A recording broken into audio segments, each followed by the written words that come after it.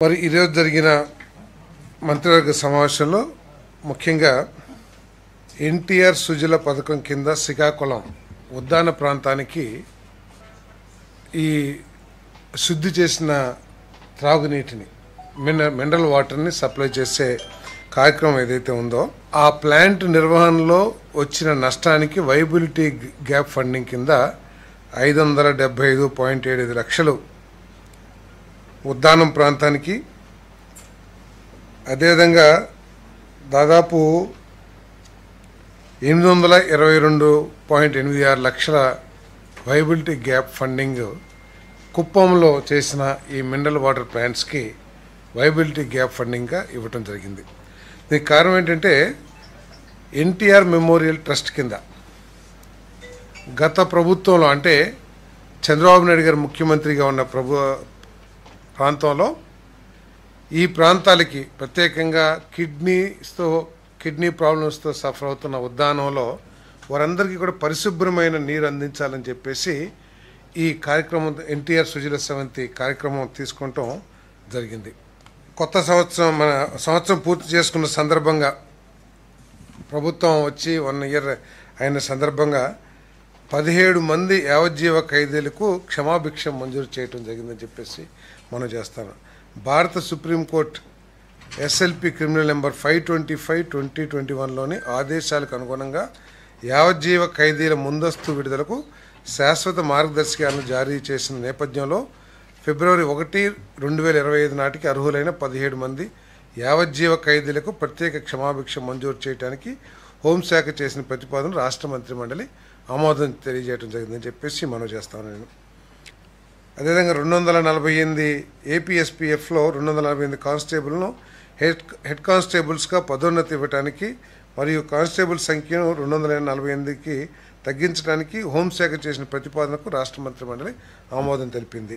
అదేవిధంగా వైఎస్ఆర్ జిల్లా పేరును వైఎస్ఆర్ కడప జిల్లాగా మార్చడానికి ఇప్పటికే జారీ చేసిన తుది నోటిఫికేషన్ను ధృవీకరించేందుకు రెవెన్యూ శాఖ చేసిన ప్రతిపాదనను రాష్ట్ర మంత్రిమండలి ఆమోదించడం జరిగిందని తెలియజేస్తాను.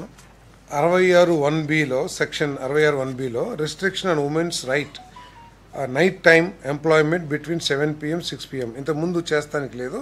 ఇప్పుడు వాళ్ళు women may work during night time with safeguards like consent, transport, security and CC surveillance.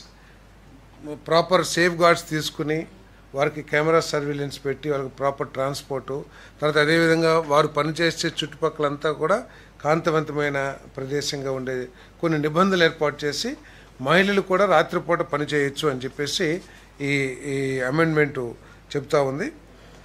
విశాఖపట్నంలోని హరిత హోటల్ యాత్రి నివాస్ ఆధునీకరణ చేపట్టిన పనులకు ఇప్పటికీ సవరించి అమలు పరిచిన పరిపాలన అనుమతులు ధృవీకరించేందుకు యూత్ డెవలప్మెంట్, టూరిజం మరియు సాంస్కృతిక శాఖ చేసిన ప్రతిపాదనకు రాష్ట్ర మంత్రిమండలి ఆమోదం తెలిపింది.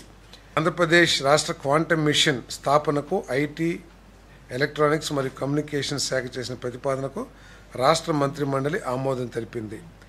భారతదేశ జాతీయ క్వాంటమ్ మిషన్లో భాగంగా అమరావతిలో క్వాంటమ్ వ్యాలీని స్థాపించి క్వాంటమ్ కంప్యూటింగ్, కృత్రిమ మేధ, ఆర్టిఫిషియల్ ఇంటెలిజెన్స్ మరియు సైబర్ సెక్యూరిటీ రంగాల్లో పరిశోధనలను ముందుకు తీసుకువెళ్లేందుకు ఐఐటి మద్రాస్, టీసీఎస్, ఐటీఎం వంటి సంస్థలతో కలిసి పనిచేసి తద్వారా ప్రపంచ స్థాయి పరిశోధకులను ఆకర్షించి అంతర్జాతీయ పెట్టుబడులను రాష్ట్రంలోకి తీసుకురావాలనే లక్ష్య సాధనకు ఈ నిర్ణయం ఉపకరిస్తుంది.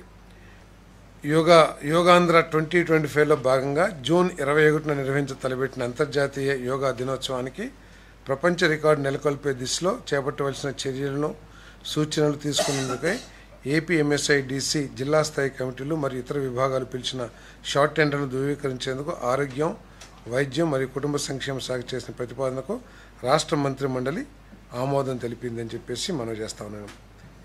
Andhra Pradesh economic cities promotion and development corporation limited ద్వారా ఎన్టీఆర్ జిల్లా వేమవరం గ్రామంలో జెట్ సిటీ వద్ద ఫ్లాటెడ్ ఫ్యాక్టరీ కాంప్లెక్స్ పనులు పూర్తి చేయడానికి రాష్ట్ర పరిశ్రమలు మరియు మౌలిక సదుపాయాల శాఖ చేసిన ప్రతిపాదనకు రాష్ట్ర మంత్రిమండలి ఆమోదం తెలిపిందని చెప్పేసి మనం చేస్తాను. దీని విషయంకి వస్తే 2017లో ఆనాటి ప్రభుత్వం అభివృద్ధి కోసం రకరకాల కార్యక్రమాలు చేసిన విషయం అందరికీ తెలిసిందే. జక్కంపూడి వద్ద అంటే విజయవాడ జక్కంపూడి దగ్గర ఒక 3 టవర్స్ అంటే ఎఫ్ఎఫ్సి ఫ్లాటెడ్ ఫ్యాక్టరీ కాంప్లెక్స్ నిర్మించాలని చెప్పేసి 143 కోట్ల రూపాయల వ్యయంతో 3 టవర్స్ నిర్మించాలని చెప్పేసి ఆ రోజు పనులు ప్రారంభించడం కూడా జరిగింది. దీని ద్వారా ఏంటంటే 6,40,000 స్క్వేర్ ఫీట్ రావటమే కాకుండా 13,000 మంది స్కిల్డ్ అన్స్కిల్డ్ యువతి యువకులకి ఉపాధి అవకాశాలు కూడా లభించే అవకాశం ఉన్న ఈ సిటీస్ని గత ప్రభుత్వం, ఇందాక చెప్పాను నేను, కేవలం తెలుగుదేశం పార్టీ ప్రభుత్వం చంద్రబాబు నాయుడు గారు చేసిన కార్యక్రమాలను వ్యతిరేకించడమే లక్ష్యంగా పనిచేసిన గత ప్రభుత్వం దీన్ని 20.9 కోట్ల రూపాయలు ఖర్చు పెట్టిన తర్వాత కూడా దీనివల్ల ఉపయోగం ఏంటి, అసలు దీనివల్ల నష్టం ఉందా, ఇది రాజకీయ కార్యక్రమమా లేకపోతే యువతి యువకులకి ఉపయోగపడే కార్యక్రమాన్ని విచక్షణ లేకోకుండా దీన్ని దాదాపు 143 ఎకరాల్లో ఈ ఫ్లాటెడ్ సిటీస్ని మన ఎకనామిక్ సిటీస్ని ప్రమోట్ చేయాలని చెప్పేసి గత ప్రభుత్వం వేస్తే దాన్ని పూర్తిగా గాలికి వదిలేసింది. ఈరోజు మళ్ళీ ఆ కార్యక్రమాన్ని పునరుద్ధరించాలని చెప్పేసి ఏపీఐసి ద్వారా దీన్ని టేకప్ చేయాలని చెప్పేసి మరి ఏదైతే ప్రతిపాదన వచ్చిందో దాన్ని ఆమోదించడం జరిగిందని చెప్పేసి మనం చేస్తాను. ఏదైతే సూపర్ 6లో కార్యక్రమాలు సంక్షేమ కార్యక్రమాలకు సంబంధించి పెన్షన్స్ని 4,000 రూపాయలు దాదాపు 64 లక్షల కుటుంబాలకు ఇస్తున్నాం. ఇప్పుడు ఒకటే చిన్న కంపారిజన్ చేస్తున్నారు. గత గవర్నమెంట్ ఏదో సంక్షేమ కార్యక్రమాలు బాగా ఇచ్చింది, ఈ గవర్నమెంట్ ఇవ్వలేదు అంటున్నారు కదా. సరే, గత ప్రభుత్వం ఏమి ఇచ్చిందో ఒకసారి కనుక మీరు లెక్కేసుకుంటే యావరేజ్ 2,500 పెన్షన్ ఇచ్చింది అనుకుందాం.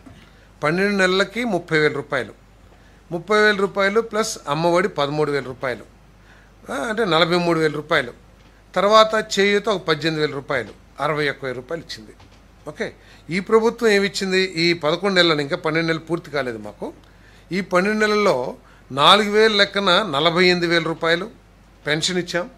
బకాయిలు ఏదైతే 7,000 ఉందో 7,000 కలిపితే 55,000 రూపాయలు. 3 సిలిండర్లు ఉచితంగా ఇచ్చాం, 3,000 రూపాయలు, 58,000 రూపాయలు.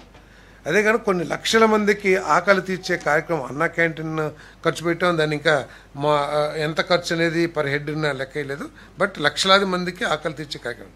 58,000 తర్వాత ఇప్పటికీ మేము అనౌన్స్ చేసేసాం. ఏంటి, మన తల్లికి వందనం కార్యక్రమం ఏదైతే ఉందో ఉన్న పిల్లలందరికీ, కుటుంబంలో చదువుకునే పిల్లలందరికీ కూడా ఇస్తామని చెప్పాం. యావరేజ్ ఇద్దరు తీసుకున్నా కూడా 30,000 రూపాయలు ఇవ్వబోతా ఉన్నాం మేము తల్లికి వందనం కింద. 58,000 30,000 కలిపితే 88,000 రూపాయలు అవుతుంది.